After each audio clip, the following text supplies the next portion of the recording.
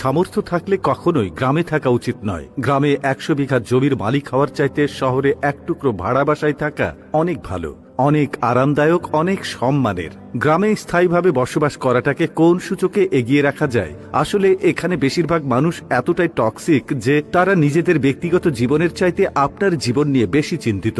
আপনার চুল বড় কেন, অনার্সে পড়া সত্ত্বেও মেয়ের বিয়ে দেয় না কেন, 25 বছর বয়সে আপনি বেকার কেন, আপনার কোনো ব্যাচমেট বা আপনার সমবয়সী কেউ যদি বিদেশে গিয়ে লাখ লাখ টাকা কামায় তাহলে আপনি এখনো পড়াশোনা করছেন কেন, এসব আজগুবি বিষয় নিয়ে তাদের অনেক টেনশন। গ্রামের সব থেকে বোকা মানুষটাও শহরের মানুষকে এক হাতে 3 বার বিক্রি করতে পারবে। সামান্য জমি জমা নিয়ে যে কূটনৈতিক খেলা চলে গ্রামের মুরব্বীদের মাথায়, তা আন্তর্জাতিক কূটনীতিকদের মাথায়ও খেলবে না। আপনি পুকুরে যত্ন সহকারে মাছ চাষ করবেন, একদিন ঘুম থেকে উঠে দেখবেন সব মাছ মরে ভেসে আছে। আপনি কিছু নতুন ফুল ফলের গাছ রোপণ করবেন, সকালে দেখবেন গাছের গোড়া থেকে ভেঙে রাখা হয়েছে। এমনকি আপনার বোনের কিংবা মেয়ের বিয়ে ঠিক করবেন, সহজ সরল কেউ একজন নিজে সিএনজি ভাড়া করে যে বরপক্ষের কাছে দুর্নাম করে বিয়ে ভেঙে দেবে। মাঝে মধ্যে তারা এমন কিছু বিষয় নিয়েও চিন্তিত হয় যেসব বিষয় নিয়ে আপনার ফ্যামিলি মাথায় ঘামায় না। গ্রামের টক্সিসিটির আরো একটি বিরাট পার্ট হচ্ছে ঝগড়া। আপনি এমন কোনো বাড়ি খুঁজে পাবেন না যেখানে জায়গা জমি নিয়ে বিবাদ বা বিরোধ নেই। প্রত্যক্ষ এবং পরোক্ষভাবে এই ফ্যামিলি সেই ফ্যামিলি